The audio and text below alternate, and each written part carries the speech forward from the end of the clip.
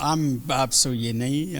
I'm a retired professor at Robert Gordon University in Aberdeen, UK, originally from Nigeria. And I started my career in the oil industry. I've always been in the oil industry. So I've worked for a number of multinationals and also small service providers before I joined the academia. And I moved to the UK almost 40 years ago. I'm a Nigerian originally and still a Nigerian. I have dual citizenship now. And I'm concerned that things are not moving forward in Africa in terms of development. And that has bothered me for quite a long time. There's a lot of expertise, especially in the oil and gas industry in Africa. And if you look at the US, you look at Europe, and even when you look at Asia, you've seen a lot of top engineers and scientists and business people from Africa that have helped to improve lots there. But the challenge in Africa has been this, it sounds a bit tough, but this lack of focus and leadership problem, which actually was rightly summarized by the chairman of Apple, in which at the end of the day, it's our responsibility to grow Africa.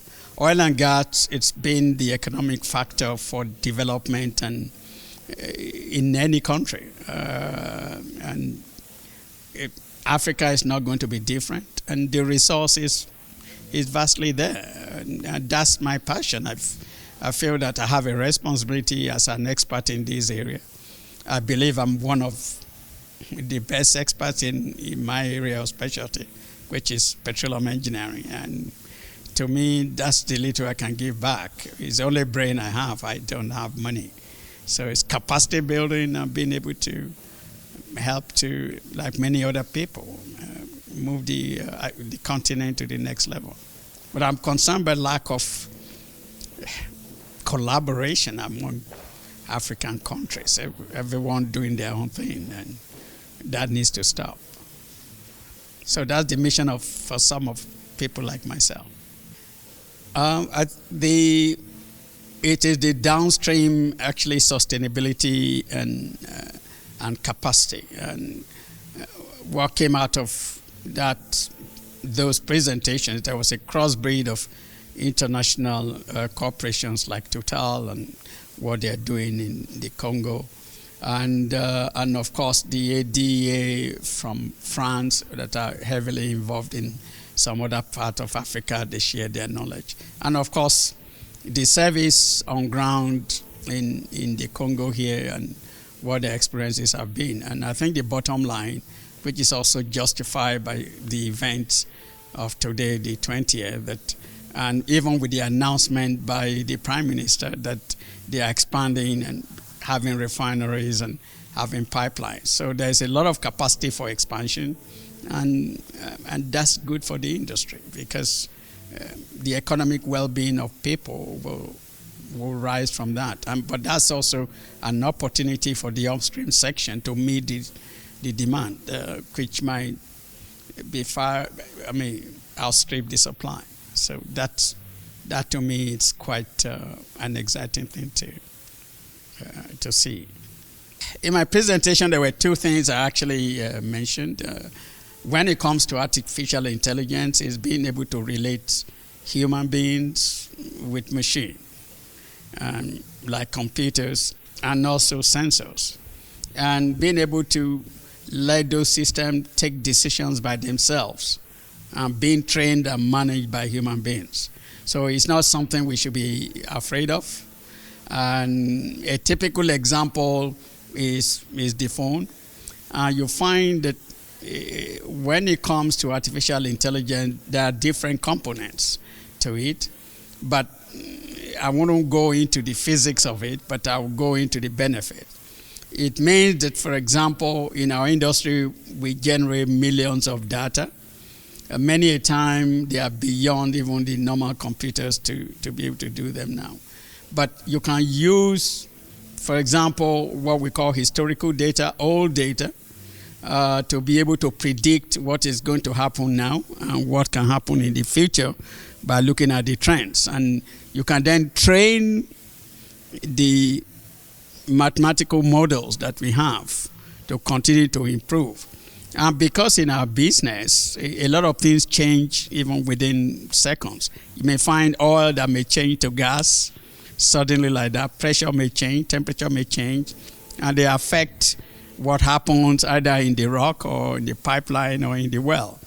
So the essence of the artificial intelligence now allows us to be able to take the decisions in real time.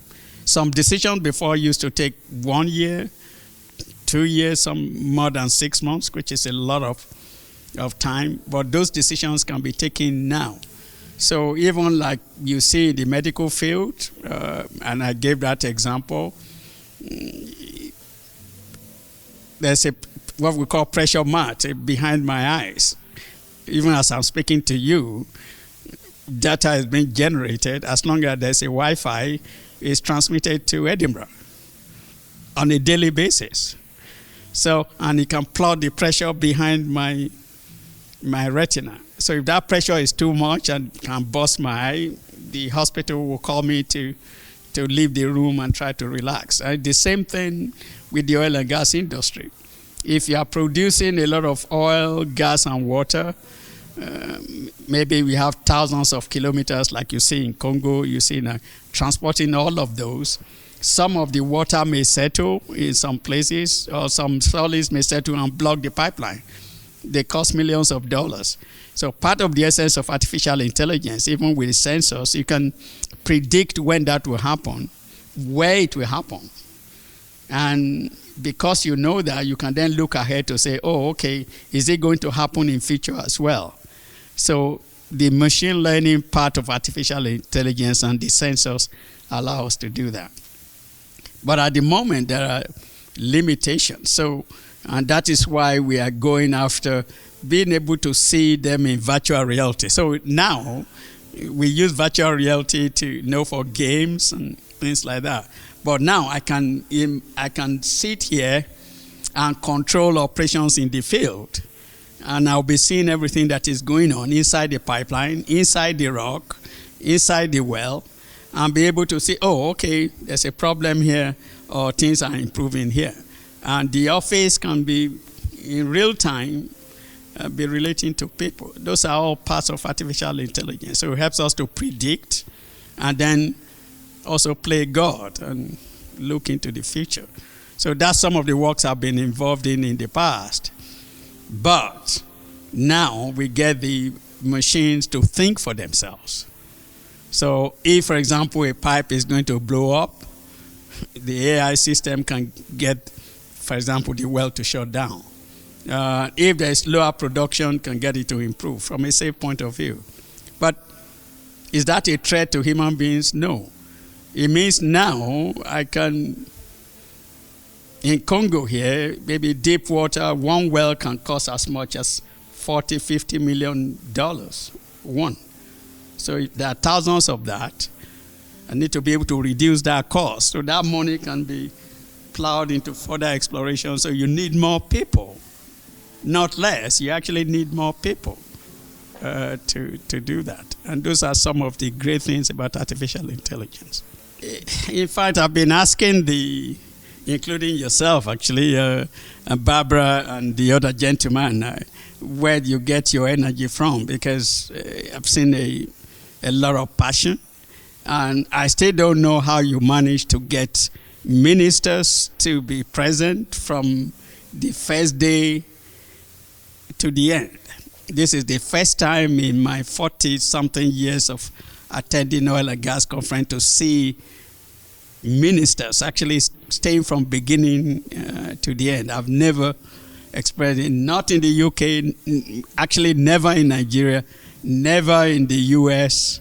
There have been once, I think, with the president in Libya who came on the opening ceremony but left within 10 minutes. So it's, for me, that's been fantastic. The discussions have been very, very good. However, I still believe that anything good at all also needs some element of improvement. The information given, there's so much. It takes every day. By the time old people like me are getting to bed, it's difficult to digest. But it's been great. Managed to network. Actually had coffee with the minister from Equatorial Guinea, who thinks we can be of some help. And so that, to me, that's I think it was worth coming. I've enjoyed that. That's made my day, and that's been very, very good.